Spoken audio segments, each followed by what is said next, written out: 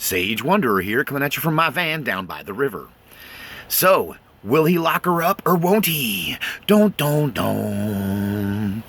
So, since the election and before, really since the 33,000 deleted emails, much of America has been calling for the investigation, a real investigation, not a James Comey fake investigation. Oh, we investigated her.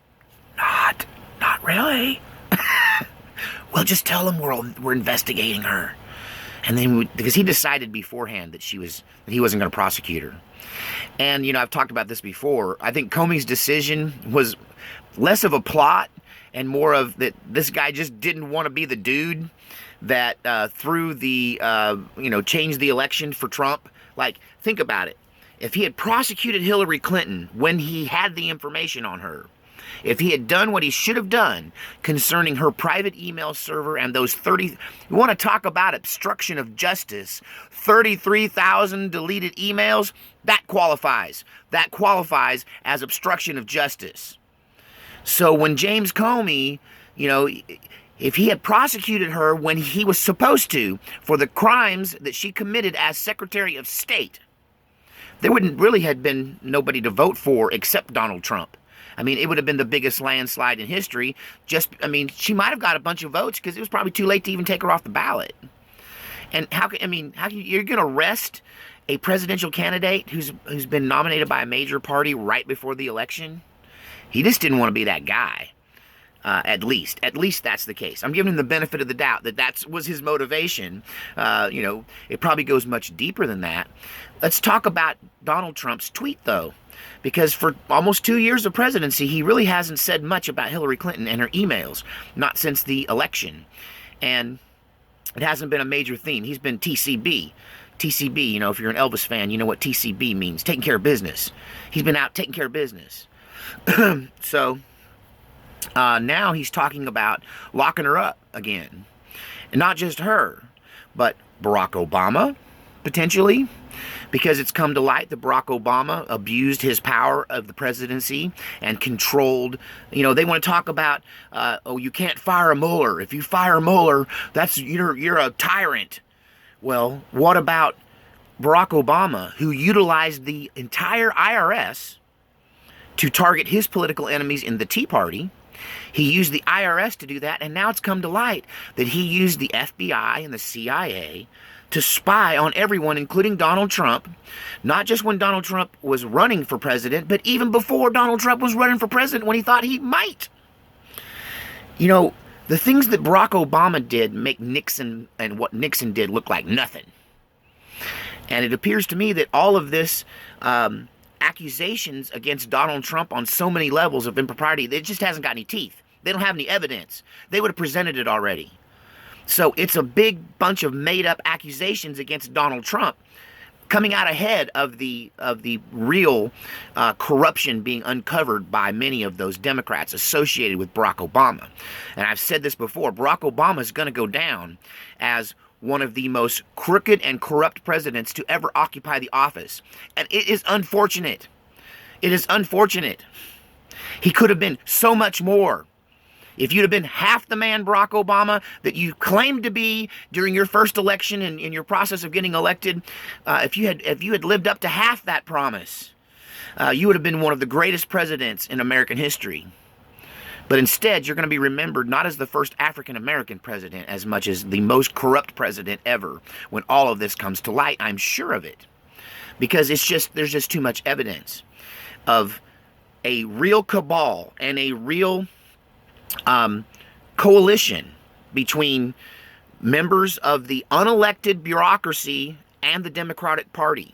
That the elected Democratic Party has been working in concert with these unelected but very powerful people in the deep state, people in charge of intelligence and IRS and,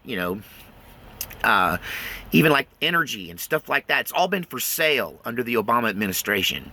That kickbacks and paybacks and payoffs and receiving pay for play is something that Hillary was doing with Barack Obama's full well knowledge as he was doing it as well. Quizzle me this, Mr. Batman. Riddle me this. How does somebody live on the money that you get as president and secretary of state or senator or congressman, right? And become as rich as you are? Well, because you're taking kickbacks. That's how you do it. How do you get rich enough to fly around on private jets and act like a rock star on a civil servant salary? It's pretty simple. Once you hold that high-level position, everyone wants your time, and they're willing to pay for it. Now, some of this is semi-legit, like being paid ridiculous amounts of money to go to foreign countries, foreign entities, foreign places, go to coalitions of businessmen who get together, or special interests, and they pay you large sums of money to come and speak with the understanding that there's a little pro quo. They're not just paying you, $150,000 or $200,000 to come speak for an hour. They expect a little you wash my hand, I wash yours kind of thing going on there as well, even though that's not so clearly stated. It ranges from that, from those, let's make a donation to your favorite charity, which is really your own personal, play toy where you can use the money to do whatever you want. That's essentially what a lot of these foundations are. They're tax dodges for dirty money, coming in for pay for play. They should be outlawed. There should be no Clinton Foundation. There should be no Obama Foundation. You know what? If Trump wants to found a foundation, he shouldn't have one either. If Bush has got one, get rid of that one too. Because honestly, most of that stuff is just a tax dodge, and they're manipulating the system. This is the corrupt government that we've all agreed is there.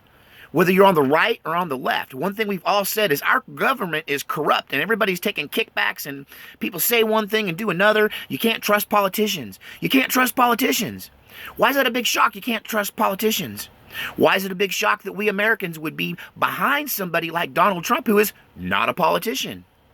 Well, you can't really trust businessmen either, but you can trust them better than politicians and lawyers, which is what most of them people on Capitol Hill are, politicians and lawyers. Politicians and lawyers. Oh my gosh, what are we thinking? Why would we vote for people like that? We need to return to the statesman. But back to the topic at hand. Is Donald Trump actually going to drain the swamp? Is he actually finally going to do something? Is somebody going to do something about all this corruption? I came out and said that 63,000 sealed indictments is too many to be realistic, and it would trigger a civil war. But I guess if you were going to go after all of them, there's probably at least that many dirty ones. It's sad that there's that many. But let's just think about the characters in the picture. So you got Obama, you got Hillary. We kind of both know what they're being accused of. Loretta Lynch, she did the tarmac you wash my hand, I'll wash yours bit with Bill Clinton concerning Hillary Clinton's prosecution. So she's in on the cover-up of the email scandal.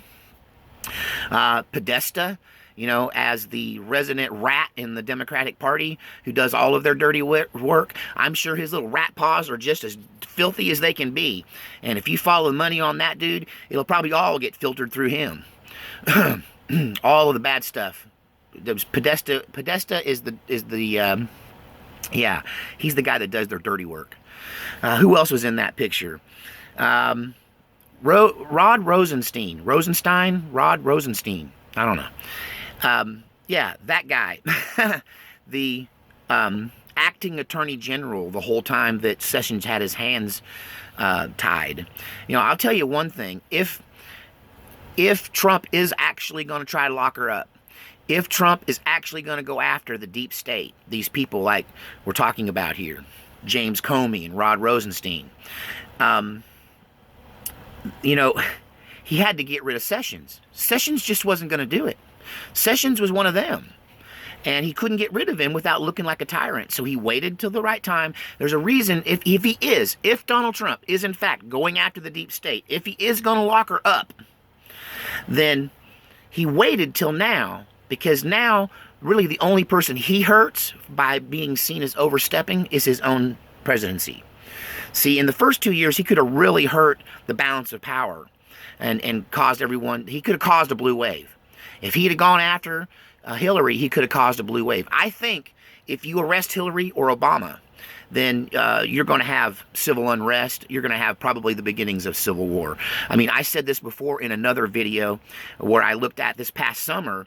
I made it, back in the winter last year, saying in the future, in the summer of 2018, a Clinton prosecution could cause a real problem. But, yeah, what do you think? Is he going to lock her up? Is this something he can do now that the midterms are over? Is this the reason that he got rid of Sessions, so that he could continue on and make this happen?